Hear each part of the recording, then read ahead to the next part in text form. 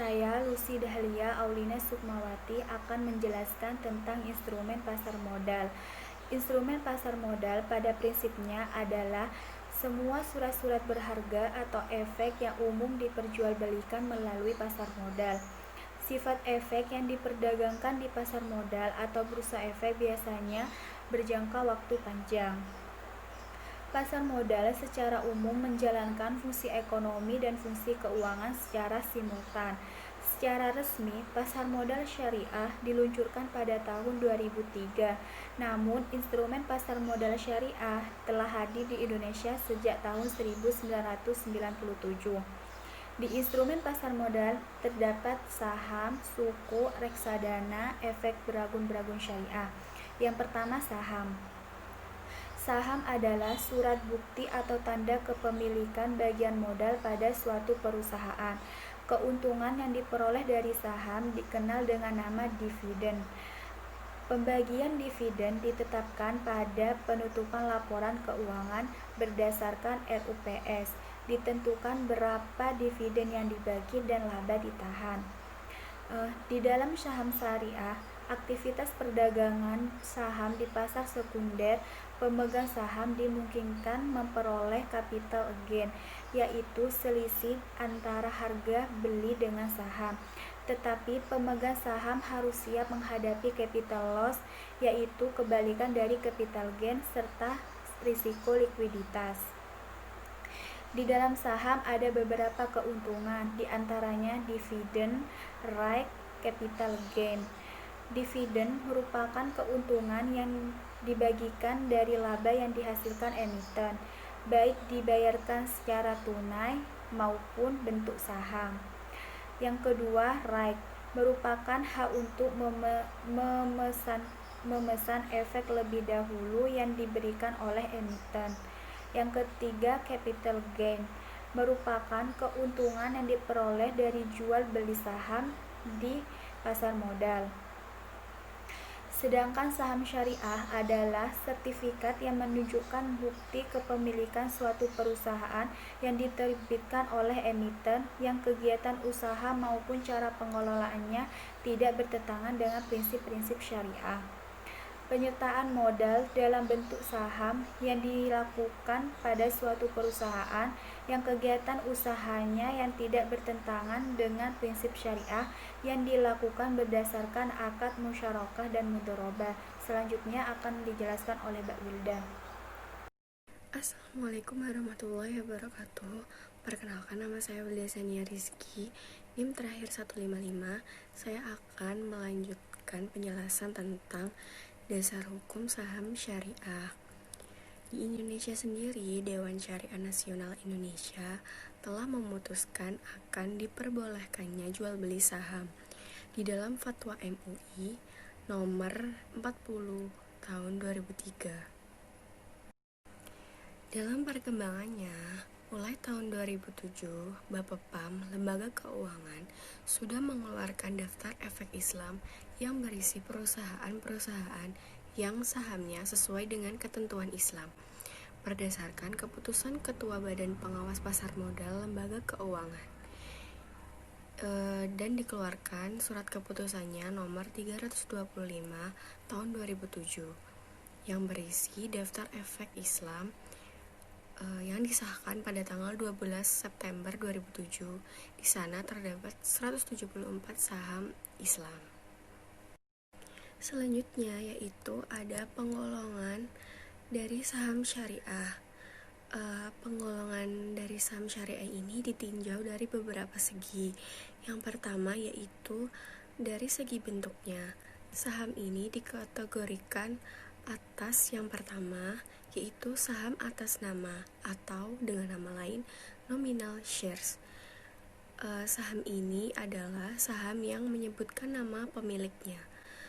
Para ahli fikih kontemporer menghalalkan saham jenis ini dan sependapat bahwa penyebutan nama pemilik saham adalah menetapkan kepemilikannya dan memberikan perlindungan atas haknya.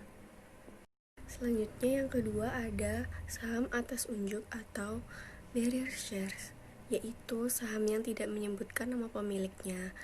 Para ahli fikih memandang saham ini batal dikarenakan ketidakjelasan siapa pemiliknya. Selanjutnya, penggolongan saham syariah dari segi hak dan keistimewaannya. Yang pertama, ada saham biasa atau ordinary shares. Semua ahli fikih kontemporer memandang saham biasa boleh, karena tidak memiliki keistimewaan dari yang lain, baik hak maupun kewajibannya. Yang kedua ada saham preferen atau preference shares. Saham ini memiliki keistimewaan khusus dari segi maupun segi finansial. Namun para ahli fikih kontemporer memandang saham jenis ini harus dihindari karena tidak sesuai dengan ketentuan Islam. Karena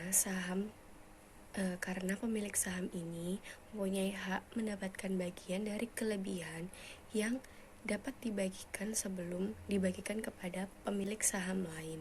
Jadi hal ini dapat mengakibatkan ketidakadilan atas pembagian saham.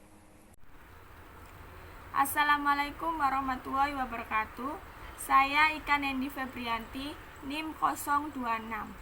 Di sini saya akan menjelaskan tentang suku. Yang pertama adalah pengertian suku. Suku adalah sertifikat yang mempunyai nilai yang sama dan digunakan sebagai bukti kepemilikan yang tidak dibagikan atas suatu aset, hak, manfaat, jasa-jasa, atau kepemilikan proyek kegiatan investasi tertentu. Selanjutnya saya akan menjelaskan tentang jenis-jenis suku. Suku ijaroh yaitu suku yang diterbitkan berdasarkan perjanjian dari akad ijaroh yang satu pihak bertindak sendiri melalui wakilnya untuk menjual atau menyewa hak manfaat atas suatu aset kepada pihak lain. Yang kedua adalah suku murabahah, suku yang diterbitkan berdasarkan perjanjian yang satu pihak menyediakan modal sedangkan pihak lain menyediakan keahlian, sedangkan kerugian akan ditanggung oleh pihak penyedia modal. Yang ketiga adalah suku musyarakah, suku yang diterbitkan berdasarkan perjanjian akad musyarakah yang dimana bekerja sama dan membangun modal untuk membangun proyek baru, sedangkan keuntungan atau kerugian ditanggung bersama dalam partisipasi modal dan pihak masing-masing. Yang keempat adalah suku istisna, suku yang diterbitkan berdasarkan perjanjian atau akad istisna dapat menyampaikan jual beli tersebut dan pembiayaan suatu proyek. Selanjutnya adalah suku retail, merupakan surat berharga negara yang diterbitkan berdasarkan prinsip Islam yang digunakan sebagai bukti atas bagian penyertaan terhadap surat berharga Islam lainnya. Negara yang dijual kepada individu, retail atau perseorangan warga Indonesia melalui agen penjualan dan volume minimum yang digunakan penerbit suku retail. Memiliki tujuan yang sama dengan obligasi yang diterbitkan pemerintah lainnya, yaitu Sun Ori SBSN, yakni untuk membiayai pembiayaan, memperluas basis investor, dan mengelola pembiayaan negara. Sekian dari saya, akan dilanjut oleh teman saya.